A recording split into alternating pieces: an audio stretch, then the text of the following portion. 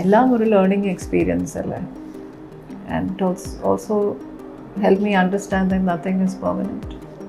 എപ്പോഴും പറയാന്ന് വെച്ചാൽ നമുക്ക് കുറച്ച് ഇച്ചിരി ബോധം കുറഞ്ഞ് ഇച്ചിരി ഭ്രാന്തുണ്ടെങ്കിൽ എല്ലാം സംഭവിക്കും. മനുഷ്യർ വോട്ട് ചെയ്തു, നല്ല മനുഷ്യരിൽ ബഹുഭൂരിപക്ഷം വോട്ട് ചെയ്തു. ഞാനൊക്കെ ജനിക്കുന്നത് 1968 എന്ന് പറയുമ്പോൾ അന്ന് തിരുവിതാംകൂറുമില്ല. അപ്പോൾ അതിൽ ഒരു ഇല്ലാത്ത രാജ്യത്തിലെ രാജകുമാരൻ എന്നുള്ളത് എനിക്കതൊരു വളരെ ലാഫബിൾ ഇതായിട്ടാണ് തോന്നിയിട്ടുണ്ട്. an airline has been behind it. You look at Emirates. Dubai എന്തുകൊണ്ടാണ് ഇത്ര വലുതായത്? You have Emirates which is actually bringing people in. If India is a secular country, it's only because it is Hindu majority country.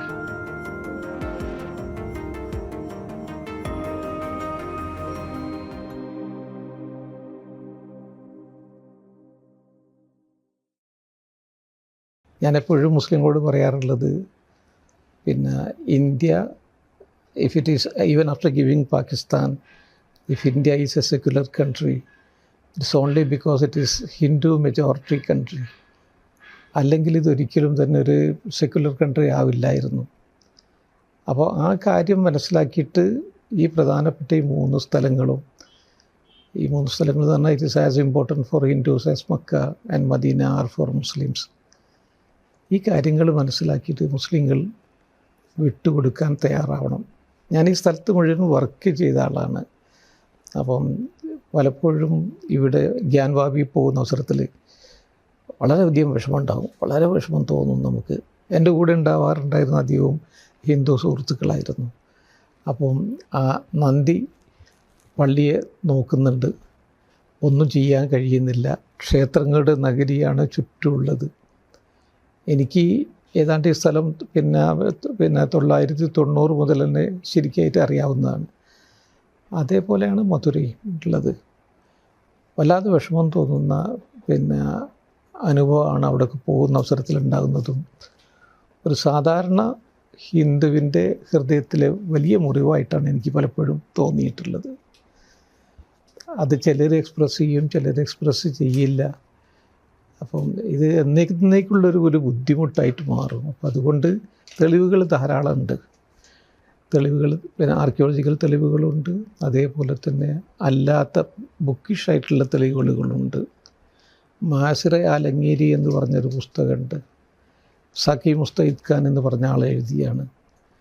അതിൽ ഇതിനെ രണ്ടിനെക്കുറിച്ചും എഴുതിയിട്ടുണ്ട്. അപ്പോൾ ഈ കാര്യങ്ങൾ വിട്ടുകൊടുക്കാൻ മുസ്ലിങ്ങൾക്ക് കഴിഞ്ഞെങ്കിൽ അത് ഒരു വലിയ മാറ്റമുണ്ടാക്കും. ഇപ്പോൾ ഒന്ന് മുസ്ലിങ്ങളുടെ ഇടയിലും ഹിന്ദുക്കളുടെ ഇടയിലും വലിയ ഒരുപക്ഷെ കേരളത്തിലുണ്ടാവില്ല, പക്ഷേ മറ്റുള്ള സ്ഥലങ്ങളിൽ ഇതൊരു വലിയ വിടവായി മാറിയിട്ടുണ്ട്. അതിനുള്ളൊരു ശാശ്വത പരിഹാരം ഇത് മാത്രമാണ്. പക്ഷേ അതിന് ലീഗലി കുറച്ച് പ്രോബ്ലംസ് ഉണ്ട്. ലീഗൽ പ്രോബ്ലം 1991 റിലീജിയസ് വർഷിപ്പ് ആക്റ്റാണ്. അത് അമെൻഡ് ചെയ്യാത്തിടത്തോളം കാലം ഇത് കൊടുക്കാൻ സാധിക്കുകയില്ല എന്നുള്ളതാണ് എൻ്റെ ലീഗൽ വശം. അതാണ്. പക്ഷേ അതിൻ്റെ ബാക്കിയുള്ള ആർക്കിയോളജിക്കൽ വശം ഇതുമാണ്.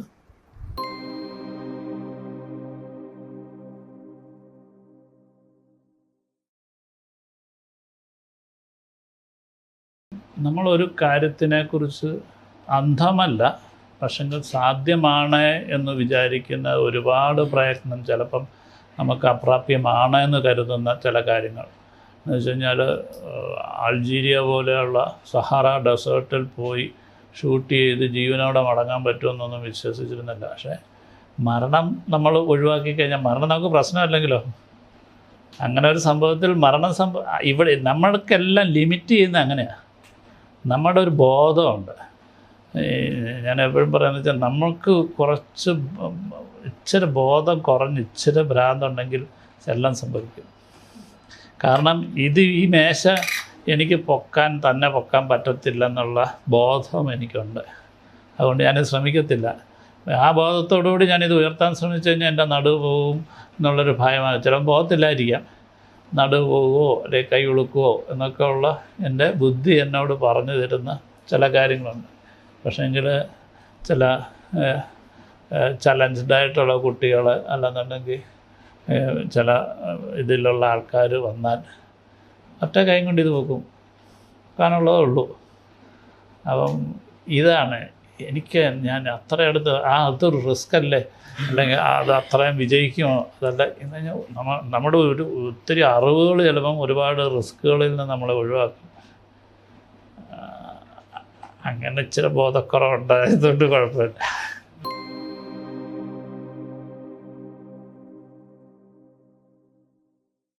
BS ആണ് എന്നെ നേതൃത്വത്തിലേക്ക് കണ്ടുപിടിച്ചത്. ആദ്യം CH കടാരനാണ്. CH കടാരനുള്ളപ്പോഴും VS CH കടാരൻ്റെ വലം കയ്യാണ്. CH സ്റ്റേറ്റ് സെക്രട്ടറി, ഇതേ സെക്രട്ടറി പറഞ്ഞു 64 CH വരുമ്പോൾ VS ആണ് ആ ബാഗ് എടുക്കുന്നത്. ഞാൻ കണ്ടിട്ടുണ്ട്. CHൻ്റെ ബാഗ് എടുത്ത് ഇങ്ങനെ വരും, ആലപ്പുഴയൊക്കെ വരുമായിരുന്നു. അപ്പോൾ ഞാൻ CHനെ പരിചയപ്പെടുന്നത് SFIയുടെ കാലത്താണ്. അഖിലേന്ത്യാ സമ്മേളനം 1969 ഡിസംബർ 27 മുതൽ 31 വരെയാണ് അഖിലേന്ത്യാ സമ്മേളനം, ഒന്നാം ഫൗണ്ടിങ് കോൺഫറൻസ് SFIയുടെ ടാഗോർ സെമിനറി ഹാളിൽ. പിന്നെ ജനുവരി 1 70 അന്ന് പബ്ലിക് റാലിയാണ്. അപ്പോൾ അന്നാണ് ഞാൻ BS കാണുന്നത്. അവിടെ CP സത്രം എന്നൊരു സ്ഥലമുണ്ടായിരുന്നു ഒരുപാട് മുമ്പ്. ബസ് സ്റ്റാൻഡിൻ്റെ ബസ് സ്റ്റേഷൻ്റെ ഓപ്പോസിറ്റ് പടിഞ്ഞാറ് സൈഡിൽ പഴയ സത്രം, ഇപ്പോൾ ഉണ്ടോയെന്നറിയില്ല, CP സത്രം. അവിടെ വെടിയിരിപ്പുണ്ടായിരുന്നു. അപ്പോൾ ഞങ്ങൾ കൊല്ലത്ത് ഡെലിഗേറ്റ്സുമായിട്ട് സമ്മേളനത്തിൽ പോയത്. അപ്പോൾ കണ്ടു, അന്നാണ് കാണുന്നത്. പിന്നെ അദ്ദേഹം MLA, ഞാനവിടെ MLA കോടതി 25 EMSൻ്റെ മുറിയാണ് എനിക്ക് അലോട്ട് താമസിക്കുക. അപ്പോൾ BS പോയി കാണാം, അങ്ങനെ പോയി. പിന്നെ അടിയന്തരാവസ്ഥ ഞങ്ങൾക്ക് സെൻട്രൽ ജയിലിൽ പോയല്ലോ, കാരണം ബേബി, ഞാൻ, വിജയകുമാർ DIR പോയി. തിരിച്ചാലപ്പുഴ വന്നാൽ BSൻ്റെ വീട് വിടല്ലേ, എപ്പോഴും കാണും, വിളിക്കും, വലിയ കാര്യമാണ്. അപ്പോൾ സുധാകരൻ ഒരു ഫൈറ്ററാണെന്നൊക്കെ എന്നോട്, നിങ്ങളൊരു ഫൈറ്ററാണ്, നിങ്ങൾ കൊള്ളാം. ഞാനത് ഈ ചെറുപ്പക്കാരെയൊന്നും അടുപ്പിക്കാറില്ല, അറിയാമല്ലോ, കാരണം പല ദുശ്ശീലങ്ങളും അവർക്കുണ്ടാകും. ഞാനധികം അടുപ്പിക്കാറില്ല. ഞാൻ പറഞ്ഞു ചെറുപ്പക്കാരൻ ഇല്ലാത്തവരൊക്കെ ഒരുപാട് പേരുണ്ട്, പേടിച്ചു വരുത്തില്ല അതൊക്കെ പറഞ്ഞു. പിന്നെ പ്രതിപക്ഷ നേതായി കഴിഞ്ഞാൽ എല്ലാവരും പുള്ളിയുടെ കൂടെ, ചെറുപ്പക്കാരെല്ലാം പുള്ളിയുടെ അടുത്ത്, പിന്നെ പ്രശ്നമില്ല. അങ്ങനെ വന്നിട്ടാണ് എന്നെ അദ്ദേഹം ജില്ലാ സെക്രട്ടേറിയറ്റിലേക്ക്, സ്റ്റേറ്റ് സെക്രട്ടറി ആയിരുന്നു, ആലപ്പുഴ ജില്ലാ സെക്രട്ടേറിയറ്റിലേക്ക് വെച്ച് 80. അന്ന് S. രാമേന്ദ്രൻ ജില്ലാ സെക്രട്ടറിയാണ്. ജില്ലാ സെക്രട്ടേറിയറ്റിലേക്ക് വെച്ചതോടൊപ്പം തന്നെ എന്നെ കുട്ടനാട് താലൂക്ക് സെക്രട്ടറിയായിട്ട് കൊണ്ടയച്ചു. താലൂക്കാണ് മൊത്തം, ഇന്ന് 2 ഏരിയ. അപ്പോൾ അവിടെ ഒരു ഓഫീസുണ്ട് മങ്ങോമ്പിൽ, ചിത്തോലാവിൻ്റെ ഓഫീസർ, സ്വന്തം ഓഫീസർ. അവിടെ താമസിച്ചുണ്ട് 3 വർഷം. ഞങ്ങൾ അവിടെ തന്നെ താമസിക്കുകയായിരുന്നു. അവിടെ താമസിക്കുമ്പോഴാണ് വിവാഹമൊക്കെയാണ് 82 ഏപ്രിൽ 25 എൻ്റെ വിവാഹം. അത് BS നടത്തിത്തന്നു. BS ജ്യേഷ്ഠനെടുത്ത് എൻ്റെ തന്നു, അല്ല BSൻ്റെ കൊടുത്തു, BS അത് തന്നു, താലിമാൻ. അങ്ങനെയാണത്. വളരെ സദ്യയും കാര്യമൊന്നുമില്ലായിരുന്നു, സിമ്പിളായിരുന്നു, പാർട്ടി കല്യാണമായിരുന്നു. അപ്പോൾ ST കോളേജിലെ പ്രൊഫസറും ഇടതുപക്ഷക്കാരനായ ഹൈമാനം കൃഷ്ണകുട്ടി സാറിൻ്റെ മകളെയാണ് ജൂബിലി ആലോചിച്ചു. അപ്പോൾ BSൻ്റെയൊക്കെ അവിടെ ജില്ലാ സെക്രട്ടറി ആയിരിക്കുമ്പോൾ ഈ പോളിറ്റ് ബ്യൂറോ മെമ്പർമാരുടെ പ്രസംഗം ട്രാൻസ്ലേറ്റ് ചെയ്ത് കൃഷ്ണകുട്ടി സാറിൻ്റെ 7 ലാംഗ്വേജസ് അറിയാം. 7 ലാംഗ്വേജസ്. ആസാം കൽക്കട്ടയിലൊക്കെ ആയിരുന്നു ആദ്യമായിരുന്നു, അവിടുത്തെ എല്ലാ ഭാഷയും. അപ്പോൾ അങ്ങനെ എന്നെ കുട്ടനാട്ടിലെ താലൂക്ക് സെക്രട്ടറി ആയിട്ട് അയച്ചു. അവിടെ പാർട്ടിയൊന്നും ഇല്ലെന്ന്, കർഷകത്തൊഴിലാളി യൂണിയൻ മാത്രമേ ഉള്ളൂ, എല്ലാതാണ്. അവിടെ പാർട്ടി കെട്ടിപ്പടുത്തു, പ്രസ്ഥാനമൊക്കെ ശക്തമായി. RSSൻ്റെ കടുത്ത അറ്റാക്ക് വന്നു. തലശ്ശേരി കഴിഞ്ഞാൽ പിന്നെ അറ്റാക്ക് ഇവിടെയാണ് തുടങ്ങിയത്.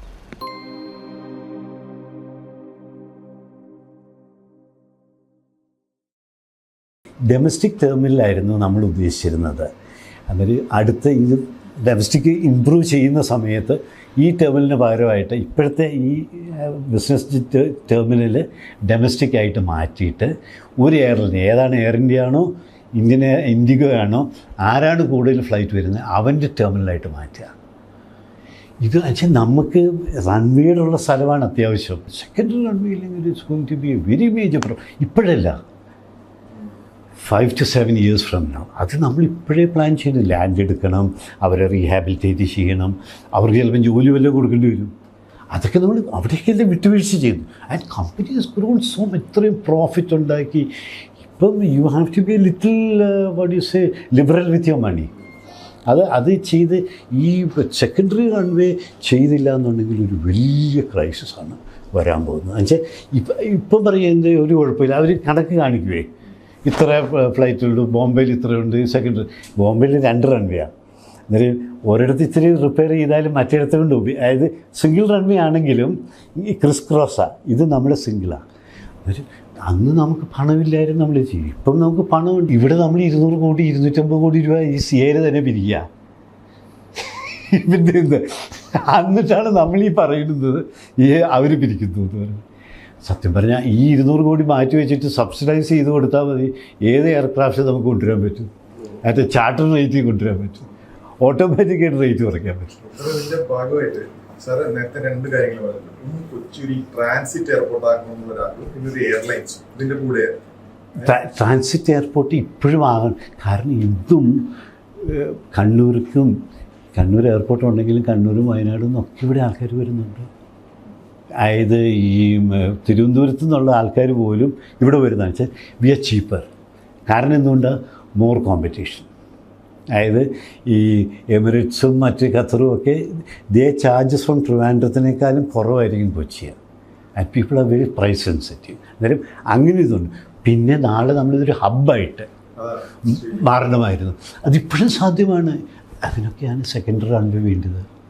If you don't have enough places, അതായത് area to land, what you do? അന്നേരം ഹബ്ബ് ഇപ്പോഴും വർക്കബിളാണ്. മെയിൻ്റനൻസ് ഹാങ്കർ, നമ്മൾ മെയിൻ്റനൻസ് ഹാങ്കർ പണിതു. I think every week I think ഫോർട്ട്നൈറ്റിൽ ഒരു പ്ലെയിൻ വന്ന് ഇവിടെ റിപ്പയർ ചെയ്ത് പോകുന്നുണ്ടെന്നാണ് മനസ്സിലാക്കുന്നത്. പിന്നെ ഇത് ഹബ്ബായിട്ട് മാറ്റണമെന്നുണ്ടെങ്കിൽ സെക്കൻഡറി റൺവേ വേണം. അതിലേക്ക് ഇപ്പോഴും നമുക്ക് സ്കോപ്പുണ്ട്. ശ്രീലങ്കയിലേക്ക് പോകുന്നതിന് പോലെ നമുക്ക് ഇവിടെ നിന്ന് വന്നിട്ട് പോയോ മേലെ ആൾക്കാർ.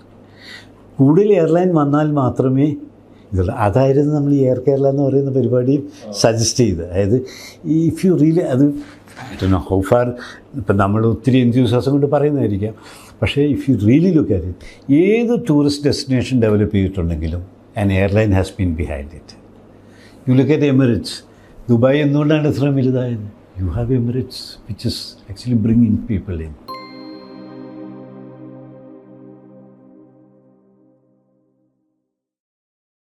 രണ്ടായിരത്തി 19 തോറ്റ് കോവിഡ് കാലത്ത് എൻ്റെ ഒരു പ്രവർത്തനമുണ്ട് പാർലമെൻറ്റേറിയൻ എന്ന നിലയ്ക്ക്. അവിടെ മുതലാണ് ഞാൻ ആസ് എ പൊളിറ്റീഷ്യൻ എന്ന് പറഞ്ഞാൽ രാഷ്ട്രീയ പാർട്ടിക്കാരൻ എന്ന നിലയ്ക്കല്ല, ഒരു രാഷ്ട്രീയ ഉത്തരവാദിത്വം ഏറ്റെടുത്തതെന്ന് എങ്ങനെയാണ് ഞാൻ ഇവോൾവ് ചെയ്യുന്നതെന്ന് അവർ കണ്ടു. It is general survey. പള്ളികളിൽ നിന്ന് ഉള്ള വികാരിയച്ഛന്മാരടക്കം വിശ്വാസികളടക്കം ഇപ്രാവശ്യം these are the indicators. That is why I said it was the people's decision. അങ്ങനെ എനിക്ക് പറയാൻ പറ്റും. ഞാനെന്താ ജാതി പറയാത്തിടത്ത് നിങ്ങളെന്തിനാ ഈ ജാതി പറയുന്നത്? മനുഷ്യർ വോട്ട് ചെയ്തു. നല്ല മനുഷ്യരിൽ ബഹുഭൂരിപക്ഷം വോട്ട് ചെയ്തു. നല്ല മനുഷ്യരിൽ കുറച്ച് ആൾക്കാർ മാറി വോട്ട് ചെയ്തിട്ടുണ്ട്. അത് അവരുടെ രാഷ്ട്രീയ അവകാശമാണ്. അത് ചോദ്യം ചെയ്യാൻ ഞാൻ പാടില്ല. Now that you are an MP and a minister, so what exactly you are planning to do in Kerala? Kerala alla, see, as an MP for Trichy, and as I had promised during my campaign processes, തമിഴ്നാടും ആന്ധ്രയും ഒക്കെ help ചെയ്യണമെന്നുണ്ട്. അതിന് ഞാൻ അവിടെ ഒരു ചില inwards ഉണ്ട്, അവിടെ ഞാൻ വർക്ക് ചെയ്യും.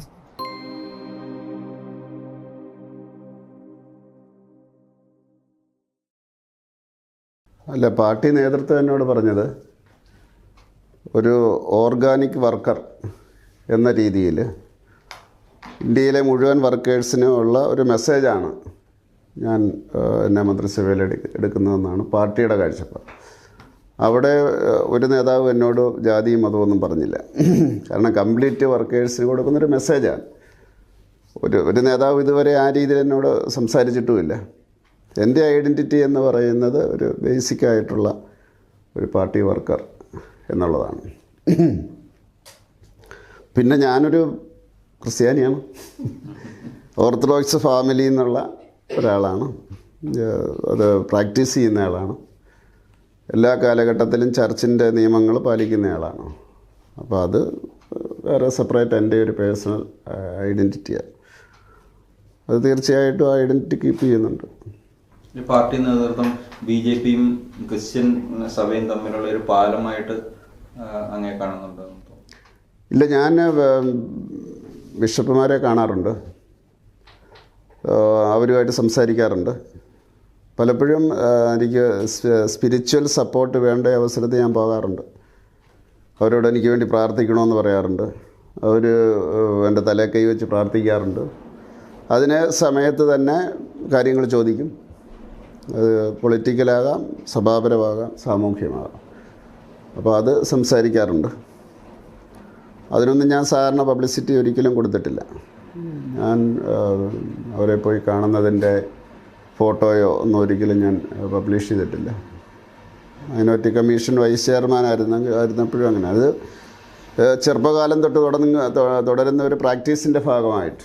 ഒരുപക്ഷെ നേരത്തെ അച്ഛന്മാരായിരുന്നിരിക്കാം, അത് കഴിഞ്ഞ് ബിഷപ്പുമാരായിട്ടുണ്ട്. പേപ്പൽ സെമിനാരിയിലൊക്കെ എന്നെ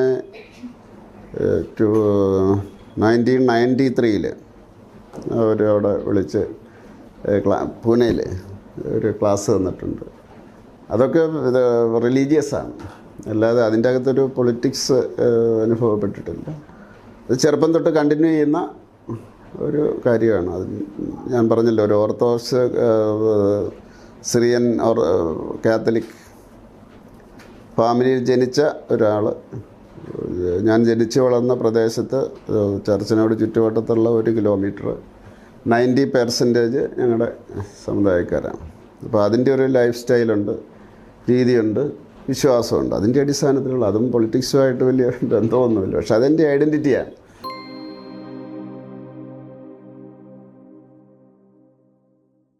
ശാരദ കുറച്ചും കൂടി ആലോചിക്കുന്ന ഒരാളാണ്, ഞാൻ എടുത്തു ചാടുന്ന ഒരാളാണ്. അപ്പോൾ അത് രണ്ടിൻ്റെയും വ്യത്യാസം ഇതിലുണ്ടാവും. ഞാൻ അങ്ങോട്ട് പോയിട്ട് പുതിയ വള്ളി പിടിക്കാൻ നോക്കും, നമ്മൾ അങ്ങോട്ട് പോയിട്ട് ഏണി വെച്ച് പിടിക്കില്ലേ, അതാണ് നമ്മുടെ പണി. അപ്പം അങ്ങനെയുള്ള വ്യത്യാസങ്ങളുണ്ടാവും. അപ്പോൾ അത് ശാരദയുടെ ശൈലിയിലും വരും ഇനി. കാരണം കുറച്ചും കൂടി ശാന്ത സ്വഭാവത്തിലോട് കൂടിയിട്ടുള്ള ഒരു ചീഫ് സെക്രട്ടറിയും ചീഫ് സെക്രട്ടറിയുടെ ഓഫീസുമാണ് ഇനി കാണാൻ പോകുന്നത്. എൻ്റെ വേറൊരു സ്കിൽ സെറ്റ് എന്ന് പറയുന്നത്, ഞാൻ ഈ നേരത്തെ പറഞ്ഞതുപോലെ എല്ലാവരുടെയും തോളത്ത് കൈയിട്ട് നടക്കുന്ന ഒരുത്തനാണ്. എനിക്കൊരു ഒരു ഒരു എന്താണ്, ചീഫ് സെക്രട്ടറി ആവുക എന്ന് പറയുന്നത് നമ്മൾ ജീവിച്ചത്. ചീഫ് സെക്രട്ടറി ആയ ശേഷവും വലിയൊരു ജീവിതം ബാക്കിയുണ്ട് എനിക്ക്. അപ്പോൾ അതുകൊണ്ട് അങ്ങനെ ഒരു രീതിയിലാണ് എൻ്റെ സമീപനം. അപ്പോൾ അത് ഇനി ശാരദയുടെ അടുത്ത് അത് പ്രതീക്ഷിക്കാൻ പറ്റില്ല, പല കാരണങ്ങൾ കൊണ്ടും. അതായത് നമ്മുടെ സ്റ്റൈൽ അതാണ് എന്നുള്ളത്. അപ്പോൾ അവിടെയും വ്യത്യാസം വരും. കാരണം കുറേ അധികം ആൾക്കാർക്ക് ഒരു ആക്സസ് ഉണ്ടായിരുന്നു. ആ ആക്സസിൻ്റെ അടിസ്ഥാനത്തിൽ പലപ്പോഴും ഒന്നും ചീഫ് സെക്രട്ടറി അടുത്ത് എത്തേണ്ട കാര്യമാവില്ല. പക്ഷേ ഈ പരിചയം കൊണ്ട് അങ്ങ് വിളിക്കും, വരും എന്നുള്ളത്. അവിടെയൊക്കെ ശാരദയുടേതായ ഒരു രീതി ഇനി പുതിയതായിട്ട് വരും.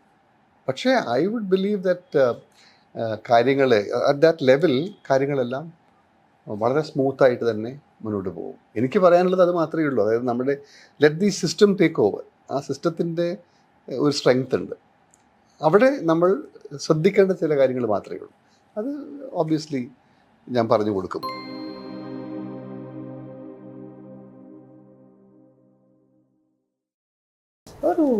എല്ലാം ഒരു ലേണിംഗ് എക്സ്പീരിയൻസ് അല്ലേ. And also help me understand that nothing is permanent. No situation is permanent, no person is permanent. No emotion itself is permanent. ഞാൻ ഇന്ന് പറഞ്ഞതായിരിക്കില്ല നാളെ, ഇനി അടുത്ത ഇൻ്റർവ്യൂവിൽ ഞാൻ ചിലപ്പോൾ ഈ പറഞ്ഞതൊക്കെ മാറ്റി പറയാനുള്ള സാധ്യതയുള്ള ഒരു 1 മിനിറ്റിൽ ആൾക്കാർക്ക് ചേഞ്ച് ചെയ്യാനുള്ള കാര്യങ്ങൾ. ഇപ്പോൾ ഒരു ന്യൂസ് വന്നാൽ മതി, ഞാൻ ഈ പറഞ്ഞതൊക്കെ ചിലപ്പോൾ മാറ്റി പറയും, വിച്ച് കൺവിൻസസ് മീ. അല്ലേ? 1 news item that convinces me and gives me evidence that ഞാൻ പറഞ്ഞ തെറ്റി. ഇത് തന്നെയാണ് മനുഷ്യന്മാർ. അതുകൊണ്ടാണ് ഒരു ഇന്റർവ്യൂവിൽ ചോദിച്ചിരുന്നത്, റിഗ്രറ്റ് ഉണ്ടോ?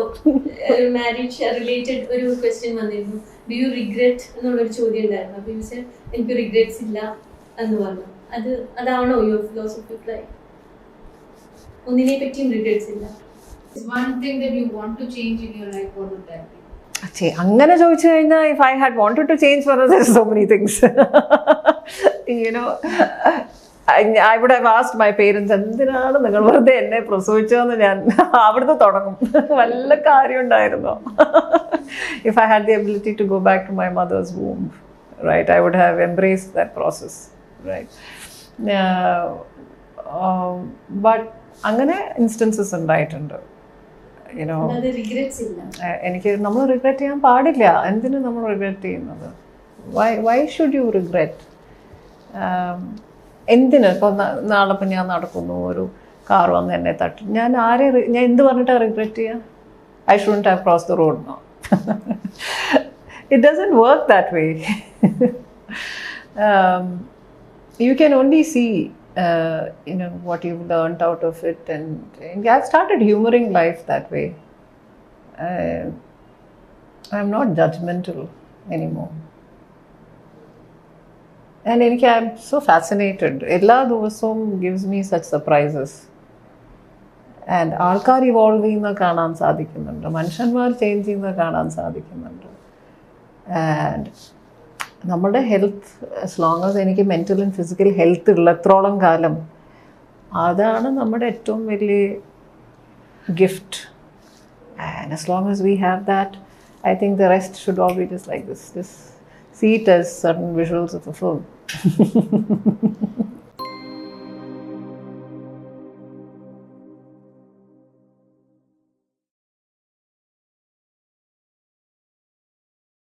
സ്വാതന്ത്ര്യനാൾ എൻ്റെ ആരുമല്ലെന്ന് ഞാൻ പറയുകയില്ല. തീർച്ചയായിട്ടും ഒരു ലോട്ടറി അടിച്ച ഒരു പ്രിവിലേജുമാണ്, ഒരു ബ്ലെസ്സിങ്ങുമാണ്, ഒരു ബേർഡനുമാണ്. ഇത്രയും ഇലസ്ട്രിയസ് രാജാ രവിവർമ്മ, സ്വാതന്ത്ര്യനാൾ മാതിരി ആൾക്കാർ നമ്മുടെ പൂർവികന്മാരായിട്ടുള്ളത്. പക്ഷേ ഇന്ത്യ ഒരു ഡെമോക്രസിയായി 1947. അപ്പോൾ റോയൽ ഫാമിലി എന്ന് പറഞ്ഞാൽ, ഇപ്പോൾ ചിത്രതിരുനാൾ മഹാരാജാവാണെങ്കിൽ അദ്ദേഹം മരിക്കുന്നത് വരെ തിരുവിതാംകൂർ എന്നുള്ളൊരു രാജ്യം ആക്ച്വലി ഭരിച്ച ഒരു മഹാരാജാവാണ് അദ്ദേഹം. ഇപ്പോൾ എക്സാക്ട്ലി. അപ്പോൾ ചിത്രതിരുനാൾ മഹാരാജാവ് ഇപ്പോൾ ആ രാജ്യം ഇല്ലെങ്കിലും ഒരു രാജാവായിരുന്നു ശരിക്കും ഒറിജിനൽ. പക്ഷെ ഞാനൊക്കെ ജനിക്കുന്നതിൻ്റെ 1968 എന്ന് പറയുമ്പോൾ അന്ന് തിരുവിതാംകൂറും ഇല്ല. ഇന്ത്യൻ യൂണിയനിൽ കേരള സ്റ്റേറ്റിലെ ഭാഗമായ തിരുവനന്തപുരത്ത് ജനിച്ച ആളാണ് ഞാൻ. അപ്പോൾ അതിൽ ഒരു ഇല്ലാത്ത രാജ്യത്തിലെ രാജകുമാരൻ എന്നുള്ളത് എനിക്കതൊരു വളരെ ലാഫബിൾ ഇതായിട്ടാണ് തോന്നിയിട്ടുള്ളത്. അപ്പോൾ സ്കൂളിലൊക്കെ പക്ഷേ എനിക്ക് അതിൽ കൺട്രോളില്ല. പ്രിൻസ് രാമവർമ്മ എന്ന പേര് ഫാമിലിയിൽ നിന്ന് കൊടുത്തിരുന്നു. അപ്പോൾ അറ്റൻഡൻസ് ABCD വായിക്കുമ്പോൾ Pയിലാണ് എൻ്റെ പേര് വരുന്നത്, RL Pയിൽ. അപ്പോൾ എൻ്റെ ഒരു ഫ്രണ്ട് ഉണ്ട്, പ്രിൻസ് ലിൻ മോത്ത എന്ന് പറഞ്ഞ്. അപ്പോൾ ഈ പ്രിൻസ് ലിൻ മോത്തയും ഞാനും അടുത്തടുത്ത നമ്പറാണ്. അപ്പോൾ ഞാൻ എൻ്റെ സാറിൻ്റെ അടുത്ത് ചോദിച്ചപ്പോൾ ഓൾറെഡി അത് രജിസ്റ്ററിൽ എൻ്റർ ചെയ്ത് കഴിഞ്ഞു. കച്ചേരി പാടുമ്പോഴും സെയിം തിങ്. അന്ന് his highness prince Shri Padmanabhadasa Ashwathi Thirunal Rama Varma, പേരടിക്കാതെ ഇത്രയും നീളം വരും. അങ്ങനെ തുടങ്ങിയത്. പിന്നെ അത് ഹിസ് ഹൈനസ് മാറ്റി, അശ്വതി തിരുനാൾ മാറ്റി ഇപ്പോൾ പ്രിൻസ് രാമവർമ്മ എന്ന പേര് ബ്രാൻഡ് നെയിമായി. ഇപ്പോൾ ബ്രാൻഡ് നെയിം ആയത് കുഴപ്പം എന്താ വെച്ചാൽ, ചില ആൾക്കാർ എൻ്റെ കച്ചേരിക്ക് വായിക്കുന്നവർ തന്നെ എൻ്റെ പേര് രവിവർമ്മയാണോ രാമവർമ്മയാണോ എന്ന് പറയും. നാളെ പ്രിൻസിൻ്റെ പ്രോഗ്രാം ഉണ്ട്, അതിനാണ് ഞാൻ വായിക്കാൻ പോകുന്നതെന്ന് പറയും. അപ്പോൾ ഒരു ബ്രാൻഡ് നെയിം ആയിപ്പോയി. അതുകൊണ്ട് ഇപ്പോൾ ഞാനായിട്ട് അതിന് ഫൈറ്റ് ചെയ്ത് ഇല്ല, നിങ്ങൾ പ്രിൻസ് എന്നിട്ടാൽ ഞാൻ നിങ്ങളവിടെ പാടില്ല എന്ന് ഞാൻ പറയാറില്ല. പക്ഷേ ഇപ്പോൾ പോലും എൻ്റെ വിസിറ്റിംഗ് കാർഡിൽ രാമവർമ്മ എന്നേ ഉള്ളൂ. ഞാൻ ഒരു ആർട്ടിക്കിൾ എഴുതുകയാണെങ്കിൽ, ഹിന്ദു പേപ്പറിൽ ഒരു ആർട്ടിക്കിൾ എഴുതുകയാണെങ്കിൽ രാമവർമ്മ എന്നേ വെക്കാറുള്ളൂ.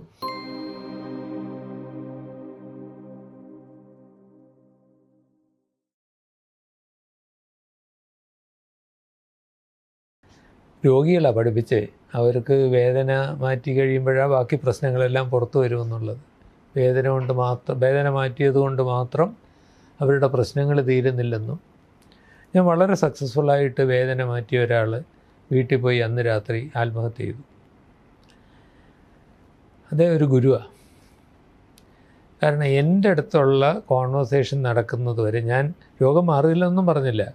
ഞാൻ ചോദിച്ചു, ഞാൻ ഇനി എന്നാ വരേണ്ടതെന്ന്. ഞാൻ പറഞ്ഞു, ഇനി വരേണ്ട ആവശ്യമില്ല, വേദന എങ്ങാനും തിരിച്ചു വന്നാൽ അപ്പോൾ വന്നാൽ മതി. അദ്ദേഹത്തിനോട് ക്യാൻസർ വിദഗ്ധൻ പറഞ്ഞു, ഇനി നിങ്ങളുടെ ചികിത്സ അവിടാണ്. ഞാൻ അദ്ദേഹത്തിനോട് പറയുന്നു, ഇനി ഇങ്ങോട്ട് വരണ്ടെന്ന്. ഒരു കോളേജ് പ്രൊഫസറായിരുന്നു. അദ്ദേഹം വീട്ടിൽ പോയി ഭാര്യയോട് പറഞ്ഞു പോലും, എൻ്റെ കാര്യം പോക്കാടി എന്ന് പറഞ്ഞിട്ട് അവർ ഉണർന്നു നോക്കിയപ്പോൾ ഇദ്ദേഹം മരിച്ചു കിടക്കുന്നു. ഒരു ഗുഡ് ബൈ ഒക്കെ പറഞ്ഞിട്ട് അദ്ദേഹം സ്വന്തം ജീവിതം നൽകി എന്നെ ഒരു പാഠം പഠിപ്പിച്ചു. ഞങ്ങൾ MBBS പഠിക്കുന്ന, പിന്നെ കൂടുതൽ പഠിച്ചാൽ കുറച്ചുകൂടെ നേരമായിട്ട് ഒക്കെ മനുഷ്യ ശരീരത്തിനെ പറ്റിയും രോഗങ്ങളെപ്പറ്റിയും ട്യൂമേഴ്സിനെ പറ്റിയും മൈക്രോബ്സിനെ പറ്റിയും കെമിസ്ട്രിയെ പറ്റിയും ഒക്കെ മാത്രമാണ്. അവിടെ എങ്ങും മനുഷ്യനെ പറ്റിയുള്ള പാഠം ഉണ്ടായിരുന്നില്ല. ഒരു എറിക് കാസൽ എന്ന പേരുള്ള ഒരു ഓസ്ട്രേലിയൻ ഒരു ചെറിയ വാചകമുണ്ട്.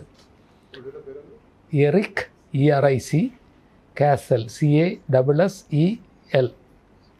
അദ്ദേഹം പറഞ്ഞത്, it is the person who suffers, not the body. വ്യക്തിക്കാണ് സഫറിങ്. അപ്പോൾ അത് ശരീരത്തിൻ്റെ മാത്രമല്ല, മനസ്സിൻ്റെയും. ഇത് ക്യാൻസർ മാറുകയില്ല എന്നുള്ള ന്യൂസ് ബോംബെല്ലിട്ടതുപോലെ പറഞ്ഞതിൻ്റെയും, മനുഷ്യബന്ധങ്ങളുടെയും ആത്മീയ പ്രശ്നങ്ങളുടെയും ഒക്കെ പരിണത ഫലമാണ്. അപ്പോൾ നമ്മൾ വ്യക്തിയെ ചികിത്സിക്കണം, വ്യക്തിയുടെ ബുദ്ധിമുട്ട് മനസ്സിലാക്കി അതിന് പരിഹാരം ഉണ്ടാക്കാൻ നോക്കണം. അതാണ് പാലിയേറ്റീവ് കെയർ. അപ്പോൾ ആ ഫീൽഡിലേക്ക് ഞാൻ അതിവേദന ചികിത്സ എന്നുള്ളതിൽ നിന്ന് പാലിയേറ്റീവ് കെയറിലേക്ക് എൻ്റെ യാത്ര ഈ പറഞ്ഞ 93 വളരെ മുമ്പേ തുടക്കം ആ ഗുരുനാഥൻ പഠിപ്പിച്ചിട്ട് പോയ, ജീവൻ പഠിപ്പിച്ചിട്ട് പോയ ഒരു പാഠം.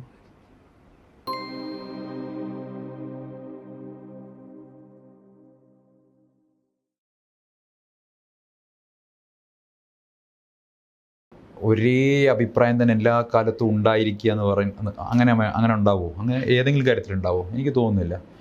നമുക്ക് മാറി വരുന്ന സാഹചര്യത്തിൽ നമുക്ക് പലതരത്തിലുള്ള ചിന്തകളുണ്ടാവും, പലതരത്തിലുള്ള തിരിച്ചറിവുകളുണ്ടാവും.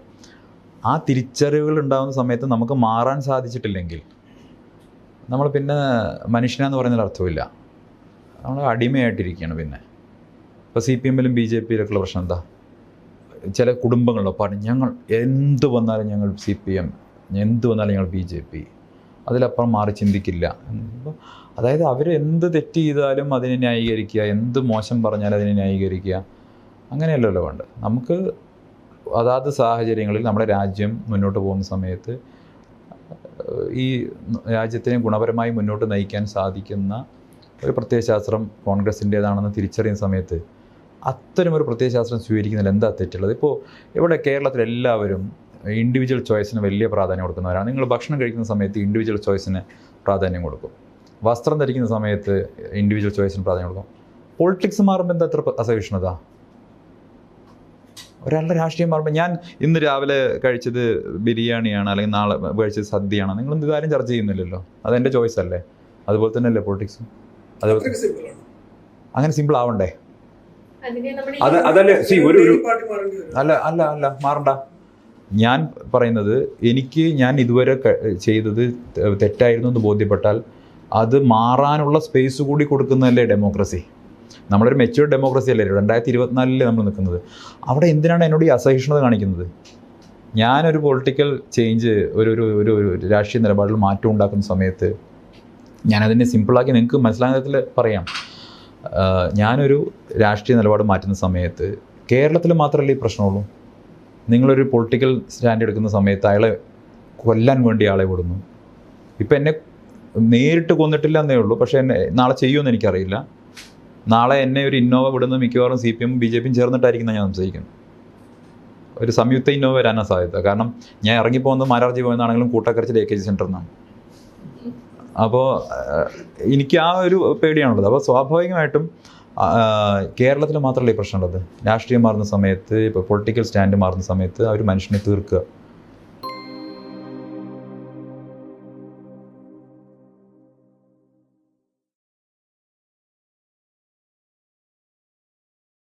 BJP എന്നുള്ളതല്ല. what I sense is in the government of India, government has become very programmatically focused. So it's like there is a PM program in every, that you can sense. നമ്മൾ സ്റ്റേറ്റിൽ ഇരുന്ന് കഴിഞ്ഞാലും secretaries are taking reviews every 3 days. So they are being held accountable at a very short leash. There is no off take. Firstly, I believe you have a prime minister who is like 15 hours a day. But it's a major, there is no relaxed, there is no cooling down of the executive function. അപ്പോൾ അവരുടെ top priority projects pursue ചെയ്യുന്ന ഒരു seal കണ്ടു കഴിഞ്ഞാൽ നമുക്കറിയാം that they are being driven very very closely. Actually പുതിയ agriculture secretary വന്നിട്ട് ഇപ്പോൾ 2 മാസം മറ്റേ ആയുള്ളൂ. Probably is holding the 4th review in 2 months, which is very unusual for ക്വാർട്ടറിൽ 1 വരത്തുള്ളൂ. ഇപ്പം അങ്ങനെയല്ല. He should have taken at least 5 video conferences by now, and 4th in-person review he is taking in this coming 18th. അപ്പോൾ you can understand that they want business done in every ministry.